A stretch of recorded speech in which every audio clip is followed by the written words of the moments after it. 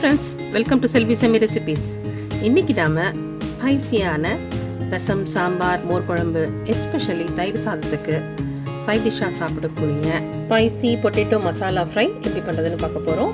வீடியோக்குள்ளே போகிறதுக்கு முன்னாடி செல்வி செமி ரெசிபீஸ்க்கு சப்ஸ்கிரைப் பண்ணாதவங்க சப்ஸ்கிரைப் பண்ணுங்கள். அப்டேட்ஸ் தெரிஞ்சுக்க மறக்காமல் பெல் பட்டன் ப்ரெஸ் பண்ணுங்கள். இப்போது ஸ்பைசி பொட்டேட்டோ மசாலா செய்ய தேவையான பொருள் என்னென்னு பார்க்கலாம். இப்போது உருளைக்கிழங்கு 500 கிராம் எடுத்து வேக வச்சுக்கோங்க. பேபி பொட்டேட்டோஸ்னால் இந்த ரெசிபிக்கு ஆப்டாக இருக்கும். ரெகுலர் உருளைக்கிழங்குனா கொஞ்சம் பெரிய பீசஸாக கட் பண்ணிக்கோங்க. ஒரு பவுலில் காஞ்ச மிளகாய் இட்டு, சீரகம் 1 டீஸ்பூன்,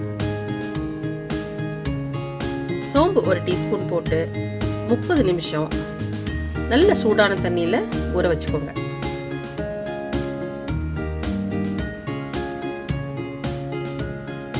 இப்போ ஒரு கடாயில் எண்ணெய் 3 டேபிள் ஸ்பூன் ஊற்றிக்கோங்க. காயவும் 1 டீஸ்பூன் கடுகு, 1 டீஸ்பூன் உளுத்தம்பருப்பு, சீரகம் 1 டீஸ்பூன், சோம்பு 1 டீஸ்பூன் போடுங்க.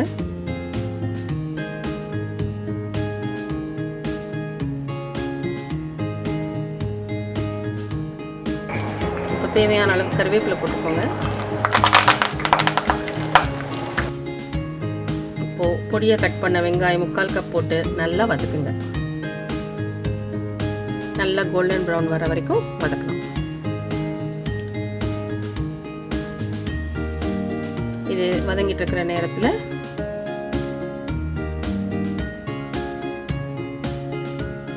மிக்ஸி ஜாரில் ஊற வச்ச காஞ்ச மிளகாயை போட்டுக்கோங்க. இதோட இஞ்சி 3 இன்ச், பூண்டு 4 பல்லு, சின்ன வெங்காயம் 3,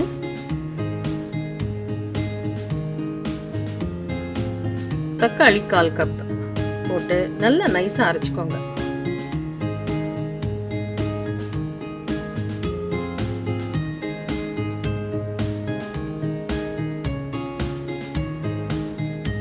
வெங்காயம் நல்லா வதங்கிடுச்சு.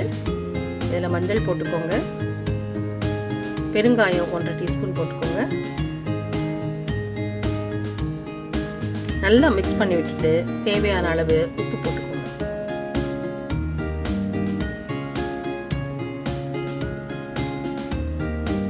இப்போ அரைச்ச விழுத இதில் போடுங்க.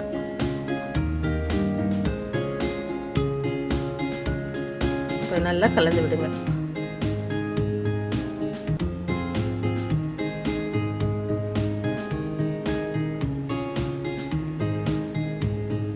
நல்லா கலந்து விட்டுட்டு கொத்தமல்லி தூள் 1 டேபிள் ஸ்பூன் போடுங்க. இது கலருக்கு 1 டீஸ்பூன் காஷ்மீரி மிளகாய் தூள் போட்டு நல்லா மிக்ஸ் பண்ணி விடுங்க.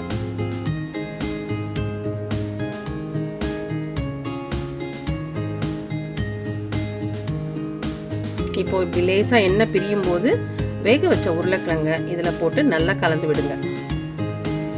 இப்போ இதை நீங்கள் சப்பாத்திக்கு சைட் டிஷ்ஷாக சாப்பிட்ணுன்னா இதை ஒரு 5 நிமிஷம் கொதிக்க விட்டுட்டு மல்லி தூவி இறக்கிடலாம். ஆனால் சாதம் மாதிரி சாம்பார் சாதம், ரசத்துக்கு சாப்பிட்டு போடுங்க அப்படின்னா இந்த மசாலாவை நல்லா வத்த விட்டுட்டு ரோஸ்டாக சாப்பிட நல்லாயிருக்கும். நல்லா ஹை ஃப்ளேமில் வச்சு மசாலா நல்லா வத்த விட்டுட்டு உருளைக்கிழங்கு மேலே கோட் ஆகிற மாதிரி நல்லா மிக்ஸ் பண்ணிக்கிட்டே இருங்க. இந்த பதம் வரவும் கரம் மசாலா 1 டீஸ்பூன் போடுங்க. லெமன் ஜூஸ் 1 டீஸ்பூன் போட்டு நல்லா மிக்ஸ் பண்ணி விடுங்க.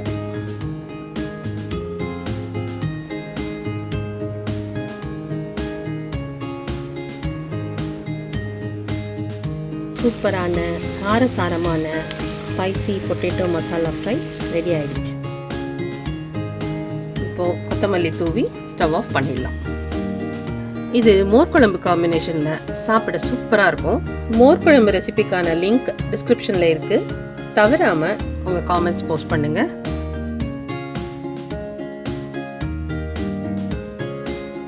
செல்வி செம்மி ரெசிபீஸ்க்கு சப்ஸ்கிரைப் பண்ணாதவங்க சப்ஸ்கிரைப் பண்ணுங்கள்.